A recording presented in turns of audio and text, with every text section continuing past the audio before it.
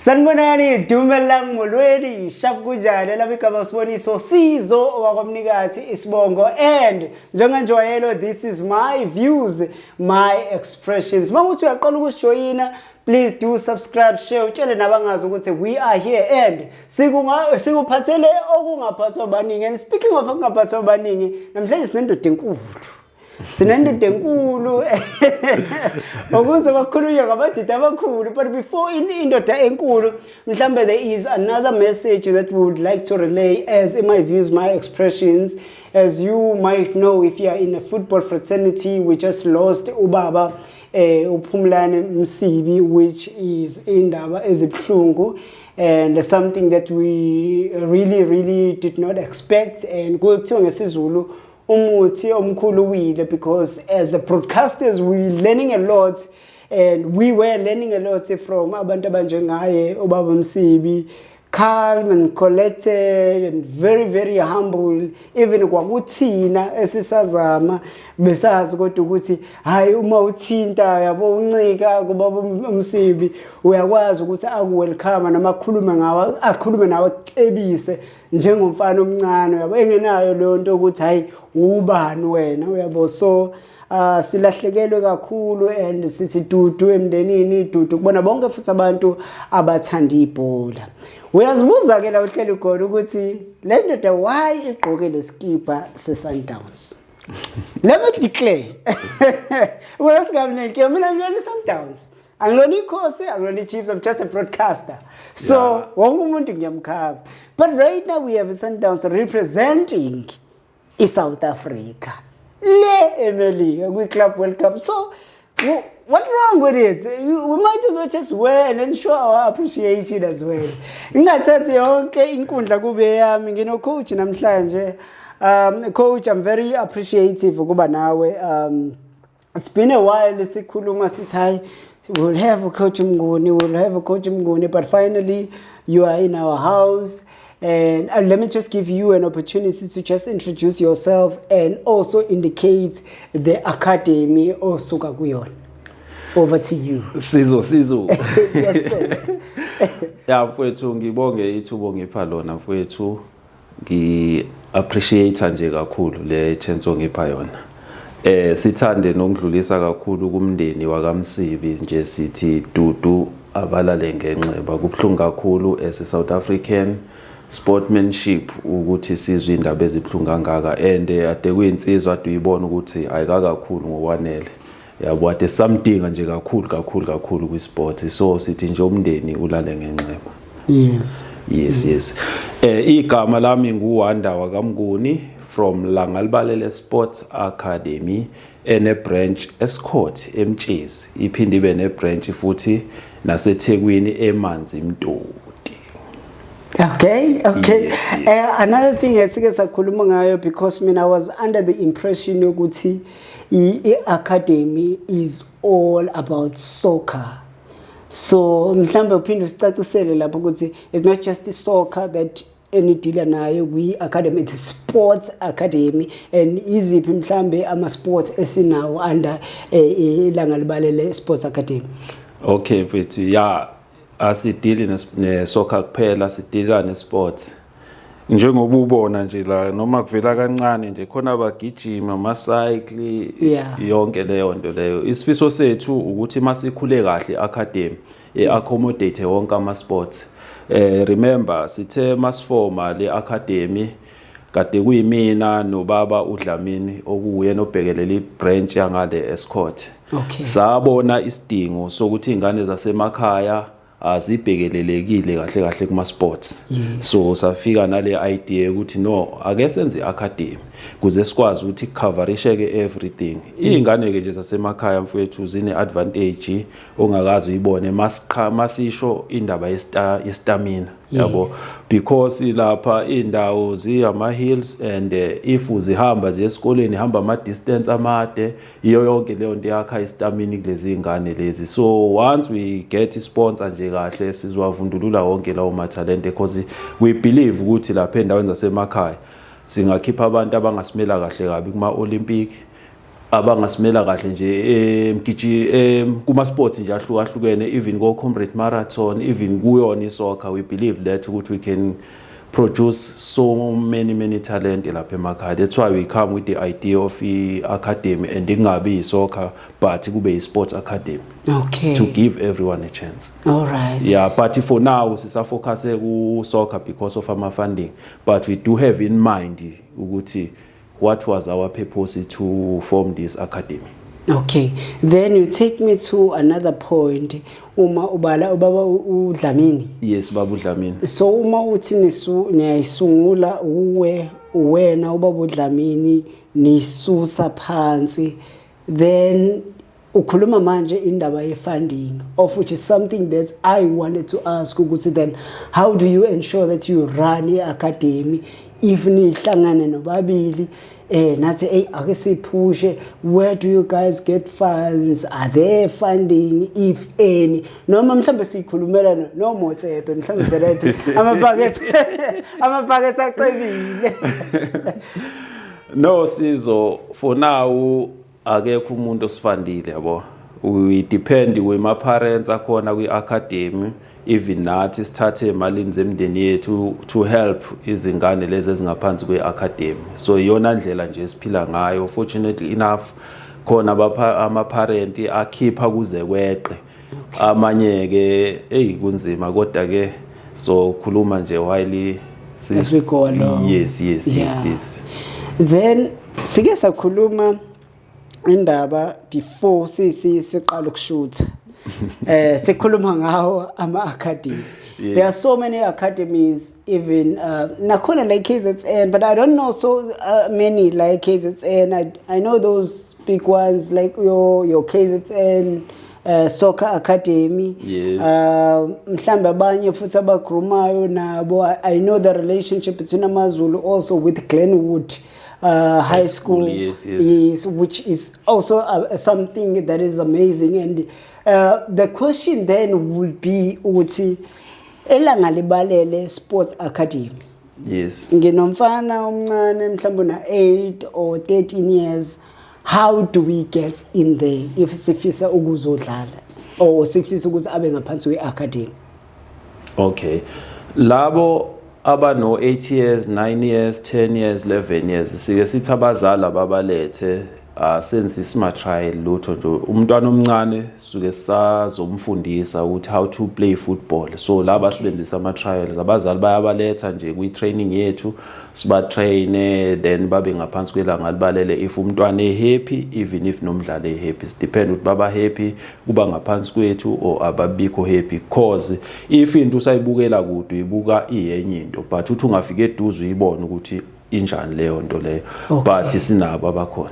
All right. Yes. So uma nje mhlambe ngisemanzi Mtoti kwaMakhutha koFelix lezo izindawo mhlambe nako Siphingo indawo eningakuzona mawuthena ngithi ni based eToti lela, and bese kuba khona enye ebased ngale Escort. So kulaba aba based la uma nje umuntu efisa noma imisela ukuthi ayodlala, it's just a matter of getting to your offices or gets in contact with you bese akwazi ukuthi afinyelele kunini. Yes, ukanjalo asilimithe umuntu ongakwazi ukufika even usuka kaMashu, Newlands, Mgababa. If uzokwazi nje ukuthi ulethe ingane yakho kwi training, after training uthatha ingane yakho, you are more than welcome. Yeah. Yes. Mhlambe the reason coach Mnguni ngiloke ngibala lezi ndawo eziseduze kwakho ngibuka yona indaba ye distance, because I'm about to ask ukuthi kuyona academy do we have indawo yokuhlala, then what is happening ngokwesikole, because if mhlawumbe umuntu uthi usuke eMandeni noma usuke Richards Bay, then uzongena kwi-academy, then how do we maneuver there ukuthi kumele abe sesikoleni lo muntu, kumele kube khona indawo yokuhlala nandawo ama-dynamics akanjalo akasebenze kanjani elanga libalele? We do have a clubhouse kwi-Langa Libalele Sports Academy. Okay. But sike advise abazali ukuthi asiyamukele ingane sese primary. Leyo ngane leyo kusamele ithole imfundiso from ekhaya. bayiraise ekhaya ithola uthando lasekhaya, all those things yabo. Yeah. Then ke masise high school then we can take leyo ngane leyo because kubalekile ukuthi ingane ibe nayo imfundiso yasekhaya before ibhola yabo. Because ibhola sometimes li painful brawam, li painful kakhulu, so at least ingcono ukuze ingane eseyithanda ukuqina ukhakhaya kungezi lengane lezi esencane kakhulu, usuke lezo ngane sadinga isandla somzali ukuthi ikhule ngendlela ekahle. So asibathatha ukuthi bahlale eClubhouse abase primary, siqala ukuthatha abase high school and labo futhi siyaba assessa before sibathathe. Because even eClubhouse yethu idependele kubona abazali, they pay for ingane ukuthi bese Clubhouse, imali for indaba zokudla yonke leyo nto ukuze ingane zidle kahle eClubhouse singabi nayo problem. Okay. Fortunately enough sinesikole esisebenzisana naso okumbambangwe high school. Okay. At the moment is doing well that school. Sikhona ngale eBhekulwandle under imanzi Mtoti. Okay. Yes, sinaso isikole esisebenzisana nazo because ekugcineni ingane kumele ibe ne-education, ibe nebhola, because with football anything can happen. I was a player and around this court they pointed me ukuthi one day I will be a professional player. Because of injuries angikwazanga ube a professional player. Uma nje ngiyasebenza as a Durban Metropolis. If angibanga nawo matric ngana sema college, which means ngaba ngisebenzi.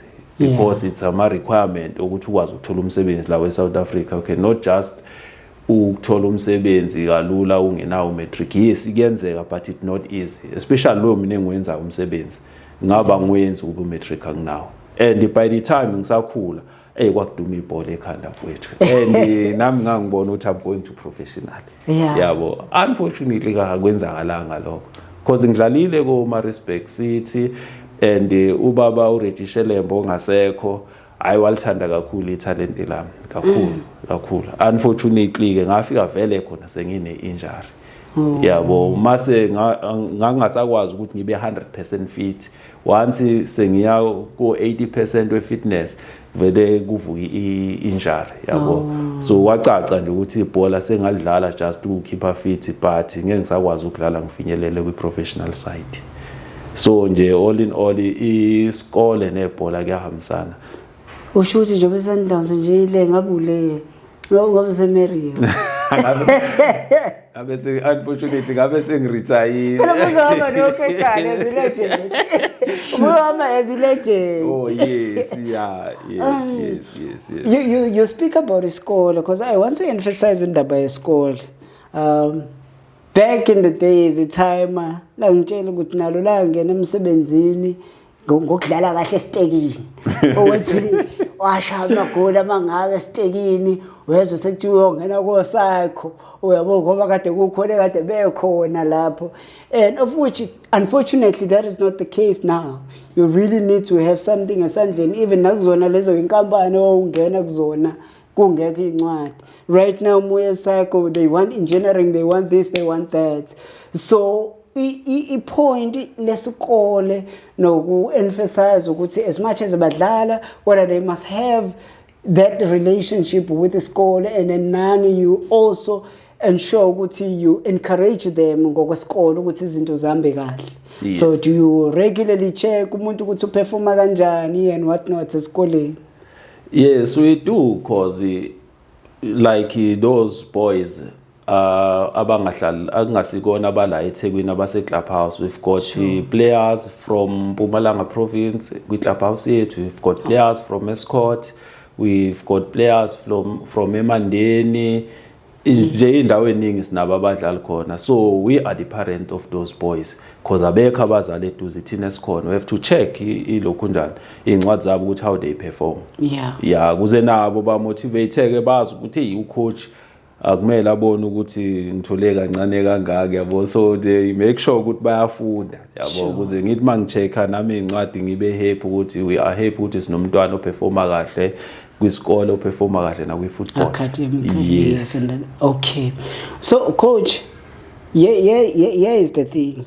Uke wathi mawuqala nabheka ukuthi kakhulukazi ey'nganeni zasemakhaya, they are disadvantaged, and you came up with then Ilanga Libalele Sports Academy to ensure ukuthi we close that gap, because we know ukuthi njengoba sila manje eThekwini, iy'ngane ey'ningi ey'seThekwini, there are so many opportunities which are not there endaweni esemakhaya. As we speak right now, I just came from a race kuyagijinywa laphaya, and lento yenzeka la eThekwini ukuthi siy'ngane zala eThekwini, but in my mind I'm thinking engabe le emahlongwa la ngisuka khona ingane yakhona ingajabula kanjani mase kuthiwa ila iyagijima, you know.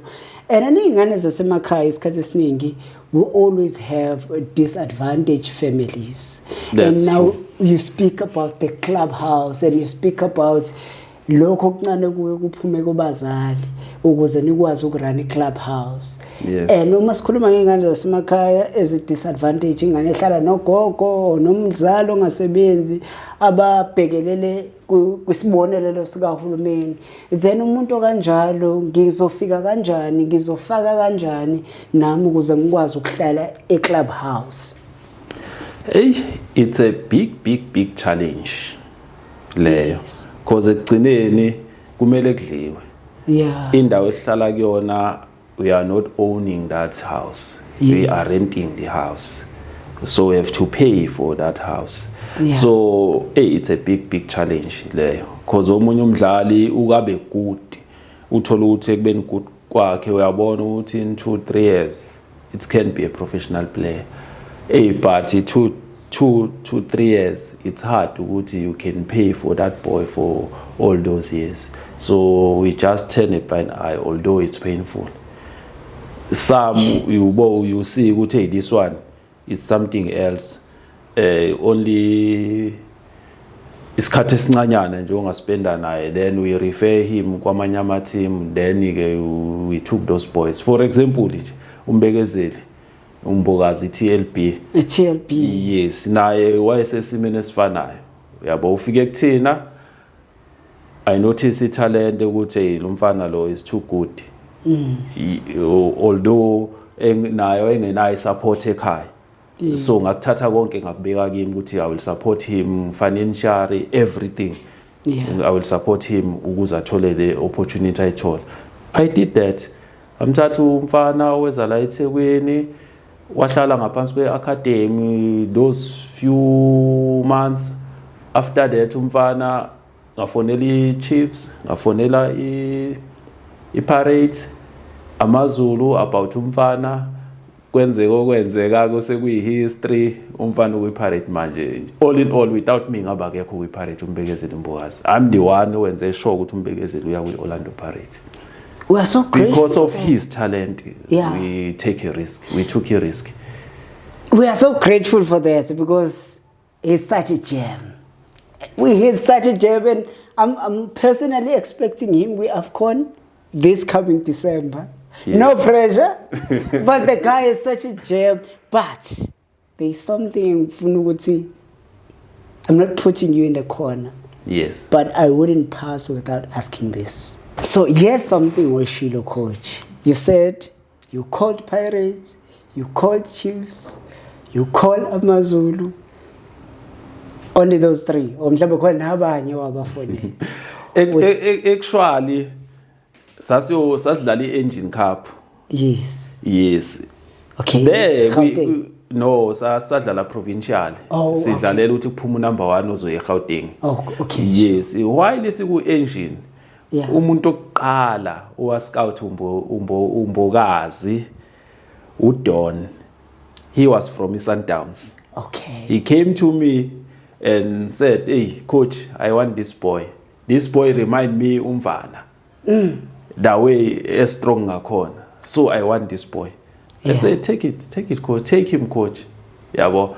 So kwafika uzwane we-Arrows. Naye, what I want this boy, coach. You see. Then unfortunately Pirates ayingekho kwi-Engine.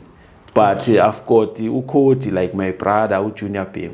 Okay. He used to visit me at home. Yeah. Now I used to visit him at Joburg. So he's like my brother. Sure. I call him, Brawam, ungaliyeki leli talent nanga umfana la umbekezeli Imama nje coach usuwenzani ke manje sekukhona abantu esebeshilo nje bathi siyamfuna lo mfana wena uthini mawufonela omunye umuntu uthi ungaliyeki le talent football kukanjalo ku football first come first serve mfethu yabo so othe uyalifuna uDon akabekanga something etafuleni wathi nje uyamfuna kuphela ngomlomo he was a first option uDon actually yabo sure he was a first option thina sasezivula namanye ama option for umfana because even I call uEskhuse noMeleki Ntseki about this boy actually kahle mina I'm a Kaizer Chiefs support yabo ngangifisa ukuthi ayodlala Kaizer Chiefs because ngangibona ukuthi yazi Kaizer Chiefs mfethu ayinayo left center back yabo sure and kumnandi phela team yakho mayiwina ubonile nje win Nedbank Cup ukuzamazama eSouth Africa yonke yabo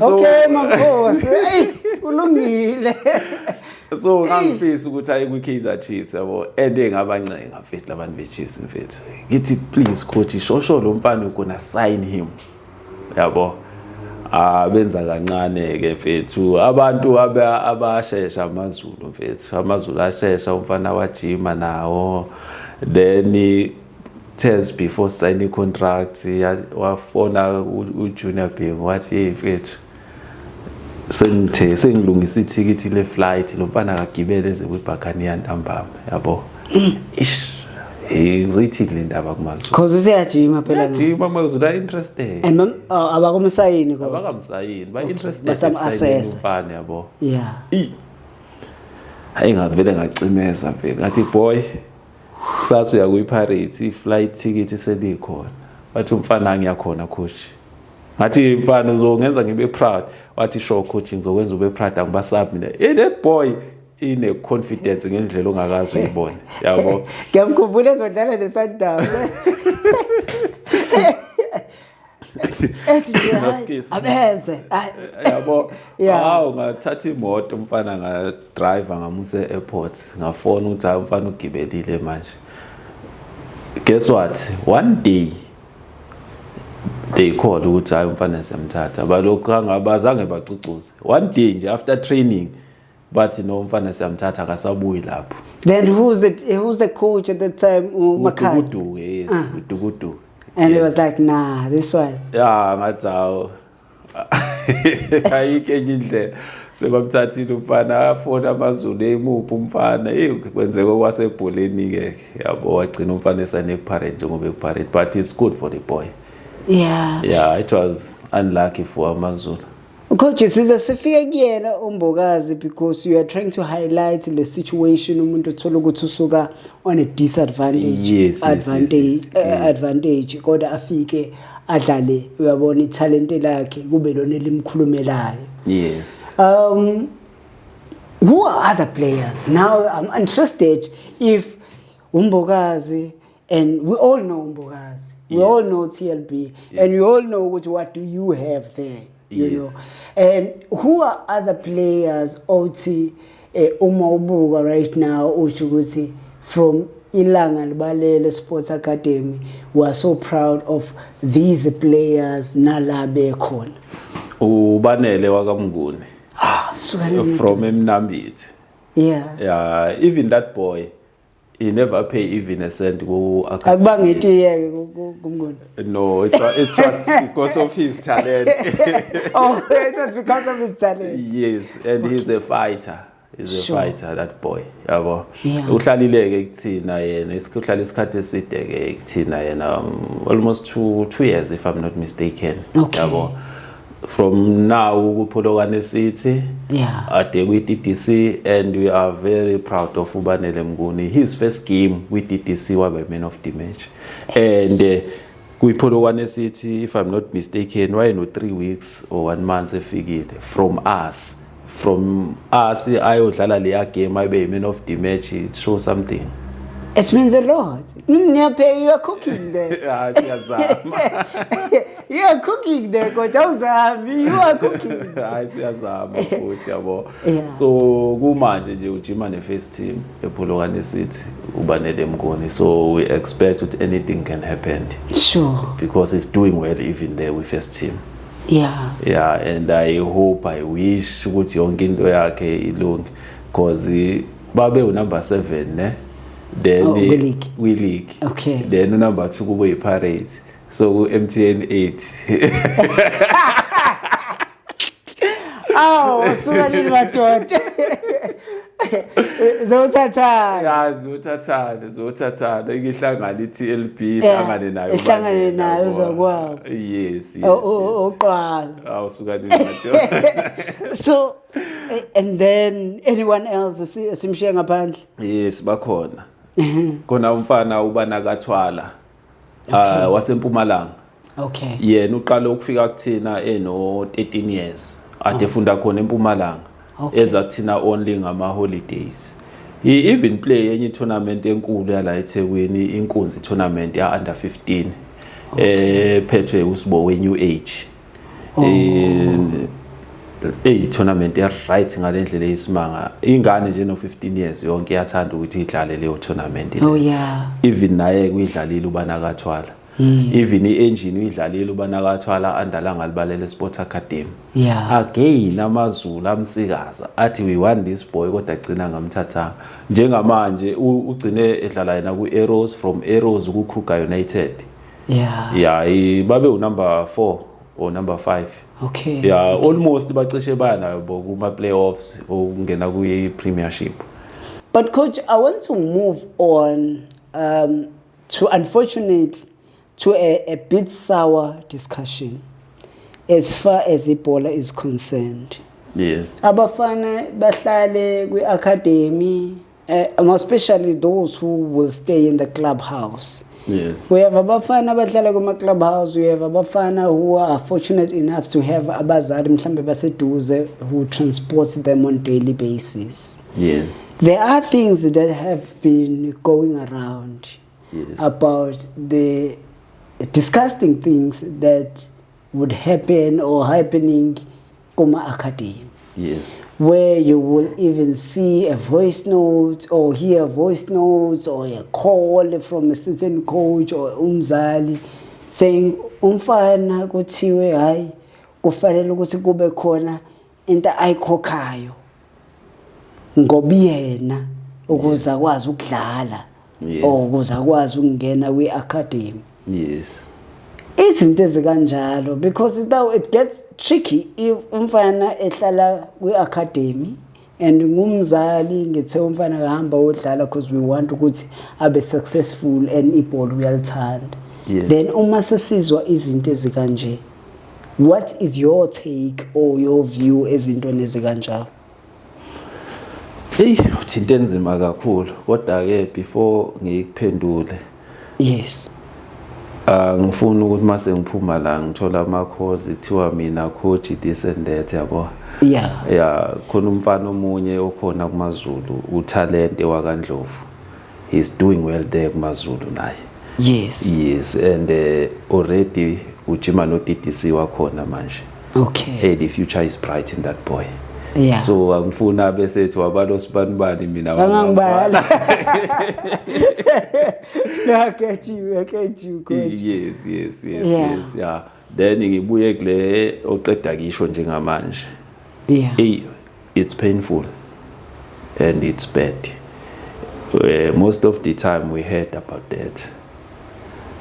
So I fail to understand about the thinking of other coaches with how they think, because if si coacha lezi ngane lezi, we are not building only a soccer player, but we are building umuntu, we are building a man. We have to teach them ukuthi how to become a man in tomorrow and how to become a soccer player, because akuzona zonke lezi ngane esicoach ayizodlala professional football and akuwona futhi uwafwazo. For example nje kwilanga libalele we've got about more than 100 players. Mhlawumbe abazoreach i-professional side abafikile ngisho nakota labo badlali ba less than a quarter abadlali abangareach professional kwilanga libalele Sports Academy. What about the other players? If coach azofuna umntwana akhokhe ngenye indlela eyubulwane lo ubulwane lo si promote at all leon at all. Fortunately enough, I'm the police officer. If kungenzeka one of our coaches kwilanga libalele, because sometimes you hire anyone who believes is a good coach to come and coach a team in, uthola ukuthi kunama rumors enza njalo, I can make sure ukuthi loyo uyavalelwa impela uyaboshwa. Yeah. And also sino coach uBonkosi wakaLuxwazi, he's a SAPS member, he's a police officer too. Okay. Fortunately enough, sinabazali mhlawumbe abala ko 7 basebenza kwa Metropolis, abanye basebenza ka SAPS. So nje team yethu surround amaphoyisa. Yeah. So if anyone can do that in our academy, we can make sure ukuthi loyo uyajeza. Because we don't promote that at all. Ubulwane straight. Uyifundisana ingane. Because ingane kumele ifundise football. Uyifundise discipline. Uyifundise ukuumela. Yeah. Kuze kusasa ikhule ibe indoda. Because most of the time labafana baspenda kwima academy isikhathi sabo. Asibenze baba amadoda.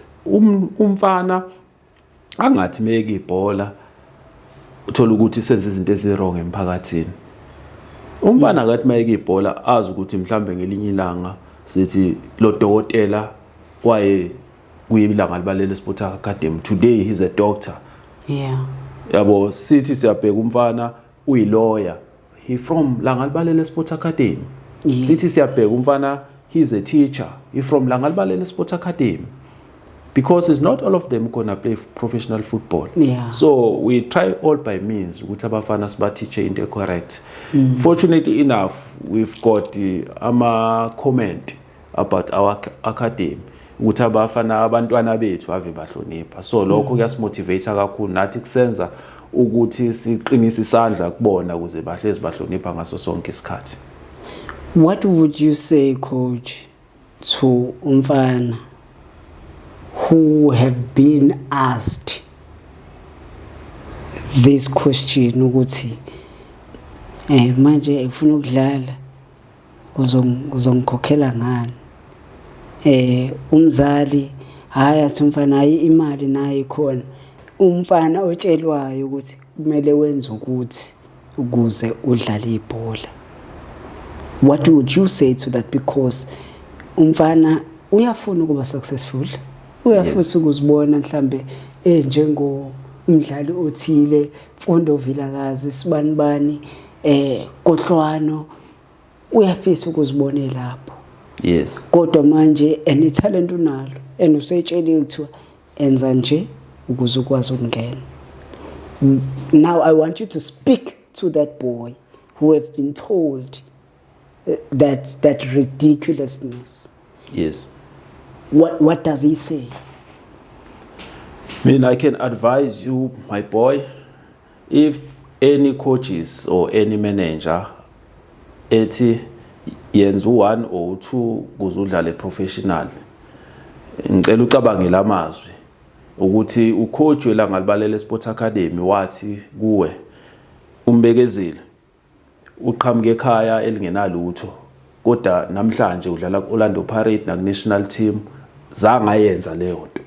Sinobanele uqhamuke emakhaya eMnambithi, namhlanje udlala kwiPolokwane City, is ready ukuthi adlale kwi-first team ePolokwane City, azangayenza leyo nto. Sino talente Ndlovu kunamhlanje kuMaZulu, zangayenza leyo nto leyo. Sinobana kaThwala umfana de qhamuke eMpumalanga province, namhlanje udlala kwiKruger United, zangayenza leyo nto. So ucoach osho leyo nto kuwena, reporter immediately kubazali. If abazali bengakuniki attention, lot of police officer and police women around the country, or uye police station uyo report ukuthi coach uthi, it will be not end of the road leyo. If kumele ube professional player, uzoba a professional player mfana wami. Akukho kuyokuvimbela ukuthi ube professional player. Uzovuma lento ucoach afuna ukuyenza kuwena ekugcineni ungabe si professional player. Lo coach nje loyo ufuna ukukhlukumeza ungavumi ukuthi ucoach akuhlukumeza. Lot of teams in academy angabona italent lakhe akusize. It's better to move kuleyo academy and uzoyithola enye academy right ezokusiza ufike la ekumele ufike khona with football. Cabanga ukuthi lawo mazwi. Coach, siyabonga kakhulu. You've said a mouthful. More than just learning about soccer, learning about Langalibalele Sports Academy, we've also learned ngamazwi aqotho, because I wanted that, and iyangihlupa coach, and we have boys that will go outside the province of KZN. Yes. And umfana abuye akhulumele language. Yes. And it's disturbing. Yes. You know, and to know ukuthi at least there is hope. We do have an academy, no baba, no mama baqotho, that gives that courage ukuthi nomzali lapha khona ayivumele ingane ihambe, because abazali, they are very skeptical. Even if I was a parent, I would be very skeptical to let my child leave KZN and go to Nelspruit, 9 hours away from Durban. Yes. You know, after I've heard izinto ezikanjeni noma uzozizwa emsakazweni noma kuma social media. So it really warms my heart ukuzwa ukhuluma kanje. More than just to discuss indaba yebhola, I also wanted to ensure that we touch base entweni kanje, because bengiyizwa kumina or mhlambe somebody who's not a coach ongenamava ebholeni, but bayweze from umuntu who's actually in an academy. So I would like to give you this opportunity right now. Yoguti Ovale. What else would you like us to know about Ilangalibalele Sports Academy before Sivale? Oh yeah, okay. Thanks again for that opportunity. Sure. Yeah, no, oqala mfethu ngicela ukungena kwi-issue yama parents. Okay. Yes. Abazali abafuna ukwenza ama research. Abazali bafuna ukulalela izingane then bese bathatha ama decision. Yazi la ukufonelwe ingane ifuna ukuza kuLangalibalele Sports Academy. Into engike ngiyenze ngifuna umzali before sivumele ukuthi ize kwi-academy. Yeah. But uzwe nje ukuthi umzali uthatha lento yengane kakhulu. Akafuni yena ukuba umzali ukuthi alide ingane. Ningangizwa kabi. But for me, I don't think ukuthi it's a right thing ukuthi uthathe ingane uyise kwi-academy seGoli. Wena mzali ungayi lapha eGoli ukuyobona iacademy la ikhona ingane ukuthi ingane ihlalaphi, ihlala nobani, injani impilo lapho, and uphinde futhi awusavakashi phakathi nonyaka ukucheck isimo sokuthi ingane la ikhona kwenzakalana about ingane. So nabazali babuye kakhulu, not bonke bangafuni ukuthi basupport ingane zabo. Kanti kubalekile ukuthi abazali basupport ingane zabo kuze ingane zabo nazo zibe safe. Ngike ngizwe nje ngumfukeng ukuthi abazali bakhe bahlezi bala eduze kwakhe. That's why he's a good human being umfukeng, because of ama parents akhe amsupporta ngayo yonke indlela. Look how he perform. Ngizwe kuthiwa une foundation nje kumanje umfukeng. Yes, which just opened a foundation. Yes, which is a good thing. So abazali abeze enganeni zabo kuze babone ukuthi zenzani, yabo. Sinenkinga la uma academy. Yes. Unomntwana usuke ekhaya lakhe uza kwi-academy. Thina sinama forms esiwakhiphayo for ukunika umntwana asuke ne-information yethu, Facebook page, nama cellphone number.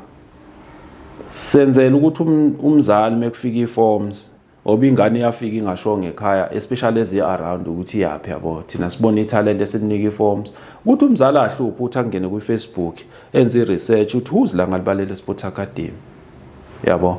Athola inamba yethu asifonele ukuthi hayibo kwenzakalani, nikuphi, nanga umntwana efika ne-forms bese naye asondele eduze azobona ukuthi senzani kwi-academy. Yeah. Yes, but abazali uthola ukuthi abanye, not bonke, umuntu ufika agcwalisa i-forms abuyisa iforms nengane akazi ukuthi ingane ijinyiswa ubani akazi ukuthi ijimaphi yonke leyo nto leyo sekumele siyodlala sifuna sike sicela imali ke for i-transport kubazali sisho sithi no imali yokugibela imali engaka la siyodlala khona uthola ukuthi ingane yeza sometimes enye ayinayo imali sometimes enye inemali sihambe nazo zonke ingane ngesishiya thothi kuphela whole month ingane ayikhokhi imali yokugibela ayikhokhi lutho ihamba nje for free umzali akahle ukuthi kwenzakalani yonke leyo nto fortunately enough kuno WhatsApp mawuthi uyaviewa nje status somzali yabo mina iqiniso ngalikhuluma njengoba linjalo mfowethu umzali udla utshwala angisho ukuthi ku wrong angisho ukuthi ku right yabo uthatha umzali uyabona upostile udeka amatafula utshwala KFC bani what about lengane leyo ku sport yabo because isport sisiza kakhulu ingane ngesikhathi ku sport hayi kuyohlala lapha emashop la izogcina ifunde khona into ebhedayo ngoba phela bazali ingane ezincane zinomqondo ongakavuthwa ngokanele ngesikhathi ibona omunye umngani wayo ebhema enza lokho okungalungile naye izofuna ukutesta because ingqondise encane once wangenile akusaphumeki thina ingane siyayiseva kuleyo nto because iyazi ukuthi mayiphuma esikoleni kumele iye ejimini iyazi ukuthi ngeweekend kumele iyodlala ibhola iyazi ukuthi ucoach uyathetha kabi mangenza into ebhedayo igcine ingane seyisaba ukwenza izinto ezi-wrong because siyayitshela ukuthi once wenza into e-wrong siyakukhipha ku-football thina kwi-academy yethu so igcina ingane iqoqekile but umzali yena uyasi-distance enganeni yabo so nje it's very very bad khona abazali mfethu uthola ukuthi masize ejimini they drive to ejimini ijim ingane umzali ayibuka ijima after training ayithatha iphindisele ekhaya azalifte ingane kubo ekunemoto but abazali abadluphi because ngeke futhi ingane siyishiye sithi ngoba wena kini kunemoto siyakushiya abakulanda abazali babo but we did inform abazali ukuthi no sijima ngalesikhathi siqeda ngalesikhathi and it's parents responsibility ukuletha ingane kwi training nanokuyithatha futhi uyiphindisele ekhaya but nje ayabazali bethu bayasiphoqa and they don't support ingane zabo mfethu which is bad. No coach, I hear you very well and it is something that is very very serious also and I think it's a touch even sisaqala a support that is required from abazali. It's always those small things. Just go there and watch them, you know. Just nje ukuza uzobona ukuthi ingane yakho yenza njani, eperforma kanjani. And ikephi ube nama contact details alo muntu asuke ikuyena. Yebo. So in closing coach, ama contact details for umuntu who would like to bring ingane or ingane that would like to come to an academy. Uthe sikhona sports mhlambe kephi nendawo nesports and ubani umcontactayo if ufisa ukuyiletha and then ngapha ngasetoti futhi nakhona ama details wakhona ami kanjani. Okay, no ngizocela ukuthi bangene kuLanga Libalele Sports Academy kwi Facebook page wethu. Okay. Okulanga Libalele uSports Academy uhlangene. Okay. Then kwi Facebook wethu uzofika athole information yonke lapho. We will share on the screen. Yes, ne number futhi ikhona. Okay. Kwi Facebook page wethu. Those abangenawo Facebook page singayikhipha nje number. Okay, ngoba vele ikhona kwi Facebook page yabo u079 633 9164. Okay. Yeah, kusike sitholakale nje kulezo number lezo then ke we take it from there. Okunye nje engifisa ukungidlulisa ukuthi iphupho lethu lalikhulu kakhulu. Noma likhulu kakhulu iphupho lethu. Sifisa ukuthi sibe nesikole. Lesikole lesi esizoba Ilanga Libalele school. Yabo. La abantwana bazofunda kulesi sikole bahlale futhi khona la kube khona nendawo Boarding zokuhlala i-boarding school then sibe nama-ground yethu so we are trying to get ama-sponsors kuze sifezekise lelo phupho lelo esicabanga ukuthi njengamanje ngokwazi kwami iMorocco esenaleyo nto leyo so iphupho lelanga libalele lapho ekutheni sikwazi ukuthi sihambele wonke amakhono ase-South Africa especially endaweni zasemakhaya ukuvundulula le talent elicashile simtshengise ibalazwe yes but not ukuthi abasemalokishini asibathathi nabo siyabathatha kuba nangu banele uTalent Ndlovu umfana waseBluff kodwa uzile kulanga libalele today udlala kuMaZulu but ipriority yethu indawo zasemakhaya lezi ezine disadvantage. Coach ngiyanimema nami nginestake lapha nizobheka abafana.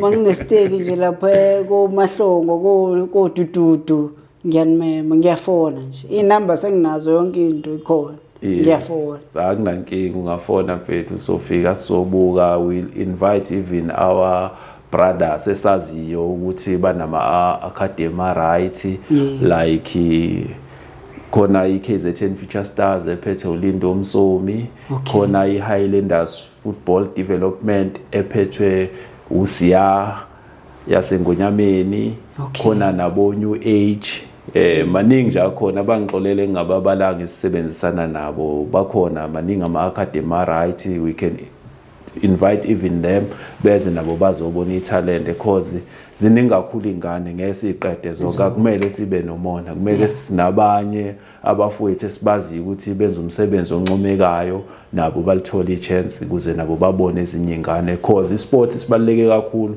eSouth Africa mawubheka amathuba omsebenzi mancane kakhulu ingane eziningi zenza into ezirong so asiprotecteni ngesport kuze kube kahle because nje la ngihlala ngakhona is painful kuthi ngabo 8 ebusuku ubona umfana noma intombazane no 14 years emgwaqweni vele kungihlukumeze lokho ngithi kazi country yethu ibheke phi if uzofica ingane no 14 years isemgwaqweni ebusuku uzobona intombazane eno 17 18 years idakwe ayizazi nanokuthi ukuthi country yethu ibheke phi kuyangihlukumeza njalo lokho ukuthi our South Africa our beautiful country kwenzakalani makunje. Coach mina nawe ngizocela manje la on camera. Yes. This is not our last discussion. Please, we would like to invite you again. No problem. We have a lot of questions. No problem. But angifuna uproducer wamaqabane nami ngenxa yesikhathi. Yes. I have a lot of questions that I would like to ask and uyabona manje you just touched something that is huge and budlula nje. Yes. But ngifuna sidile nazo lezi zinto in details about your dream as Langa Libalele Sports Academy. I want us to discuss the availability of Hamanyama Academy around even here where we are in KZN in Durban, because people don't know these things. Well, I was talking to you earlier and I said, Gila Eboleni, we are broadcasting, but the only academy that I know around is KZN Soccer Academy. Yes. That's the only academy that I knew. And Langa Libalele Sports Academy. And Langa Libalele, of course. So that's the one that I knew apart from Langa Libalele. Yes. You know, and that saddens me. And I'm thinking about a lot of people who may be ignorant to this information. We will discuss this information, Coach, next time you come here. And I can see even Nagwana, you're eager to give information. There's so many information that you might give us. And I am very, very appreciative of your time. Thank and you. And make sure that you are here with us. I truly appreciate that. I never take it lightly, even if you want to give 2 minutes of his katsaki. Time is a very precious thing.